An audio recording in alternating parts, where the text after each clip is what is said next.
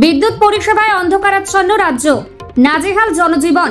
প্রতিবাদে বিদ্যুৎ দপ্তর ঘেরাও করলেন সদর কংগ্রেস। ব্যর্থ এবং অকর্মণ্য বিদ্যুৎ মন্ত্রীকে অনতি বিলম্বে পদত্যাগ করতে হবে, এই আহ্বানকে সামনে রেখে সদর জেলা কংগ্রেস কমিটির উদ্যোগে এক মিছিল ও ডেপুটেশন সংগঠিত হয় বুধবার। মিছিলটি কংগ্রেস ভবন থেকে বের হয়ে শহরের বিভিন্ন পথ পরিক্রমা করে বিদ্যুৎ দপ্তরের সামনে এসে বিক্ষোভ প্রদর্শন করে ও পরবর্তীতে এক ডেপুটেশনে মিলিত হয়। Bureau report, news UNI. আপনারা জানেন, ঘূর্ণিঝড় রেমালের তাণ্ডবে পশ্চিমবঙ্গের উপকূল এলাকা এবং বাংলাদেশের উপকূল এলাকা ইতিমধ্যেই বিপর্যস্ত। কিন্তু আমাদের রাজ্যে রেমাল না হলেও আমাদের রাজ্য বিপর্যস্ত হয়ে পড়েছে একটা অপদার্থ সরকারের অপদার্থ কার্যকলাপের জন্য। আমাদের এখানে একটা রেমালের ঝাপটা এসেছে। সত্যিকারের রেমাল যদি আসতো তাহলে কি অবস্থা হতো আমরা জানি না। একটা অপদার্থ বিদ্যুৎ মন্ত্রী আমাদের আছেন, যে বিদ্যুৎ দপ্তর আগে থেকে কোনো ব্যবস্থাই নেয়নি।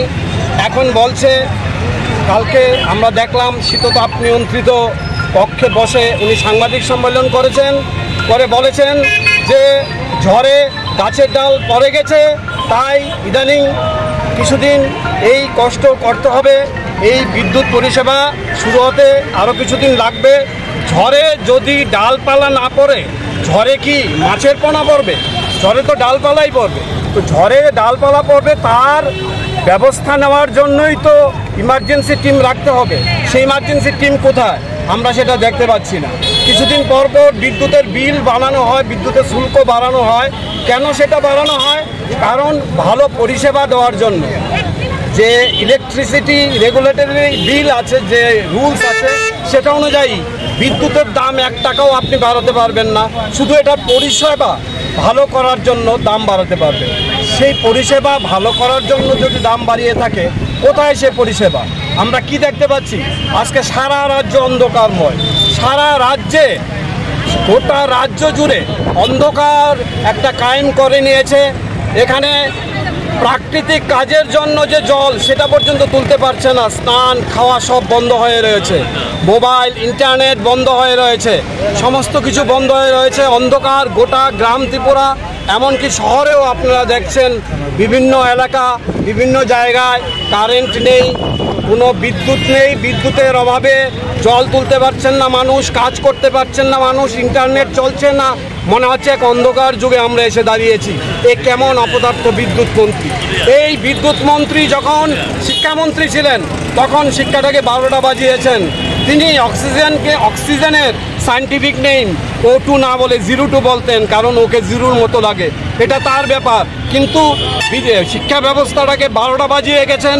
বিদ্যাজ্যোতি যে রেজাল্ট আমরা দেখেছি, তারই মস্তিষ্ক প্রসূত এবং তার সঙ্গে কিছু আমলা যোগ হয়ে তার বিরুদ্ধে অনেক করাপশান আছে, করাপশানের অভিযোগ আছে। পাশাপাশি এবার আমরা দেখলাম উনি বিদ্যুৎ মন্ত্রী হয়ে সম্পূর্ণ ব্যর্থ একজন মন্ত্রী, কোনো কিছুই সামলাতে পারছেন না। দুদিন পরে পরে তিনি শুধু বলছেন যে কিছু ঠিক করে নেবেন, সব কিছু ঠিক করে নেবেন। আমরা জানতে চাই, কবে উনি পদত্যাগ করবেন?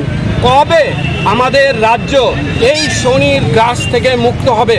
আমরা প্রদেশ কংগ্রেসের তরফ থেকে, প্রদেশ কংগ্রেসের প্রতিটি শাখা সংগঠনের তরফ থেকে দাবি করছি, আজকের মধ্যেই উনি পদত্যাগ করুক, নতুবা আমরা এক বৃহত্তর আন্দোলনে যাব। একটা ভালো মেসেজ দিন, কারণ আপনি ইতিমধ্যেই সবার কাছে একজন অপদার্থ, এমনকি আমাদের নেতৃত্ব বলেছেন একজন সাইকো নেতা, সাইকো মন্ত্রী হিসাবে আপনি চিহ্নিত হয়ে গেছেন। আপনি জিপ গাড়ির পেছনে দাঁড়িয়ে নাচতে পারেন, বাইকের পেছনে দাঁড়িয়ে নাচতে পারেন, অথচ বিদ্যুৎ মন্ত্রী হিসাবে কি কি করণীয় সেটা আপনি কিছু করতে পারেন না। তার জন্য আমরা চাইছি অবিলম্বে বিদ্যুৎ পরিষেবা ভালো হোক। রাজ্যের মুখ্যমন্ত্রীর কাছেও আবেদন করছি, যিনি নাকি ইদানিং নাকি ব্যস্ত তার দলের প্রচারে, বাইরে ঘরে। আমরা চাই আমাদের রাজ্যটা আবার সেই স্বর্ণময় রাজ্যে ফিরে আসুক, যেটা আমরা 4 তারিখের রেজাল্টেই আশা করি দেখতে পাবো। একটা সুদিন আসছে এবং সেই কথা বলে ওনার পদত্যাগ চেয়ে, অবিলম্বে পদত্যাগ চেয়ে আমরা এক বিক্ষোভ মিছিলে সামিল হয়েছি। আশা করি রাজ্যের সমস্ত জনগণ আমাদের সমর্থন জানাবেন এবং আমাদের সঙ্গ দেবেন।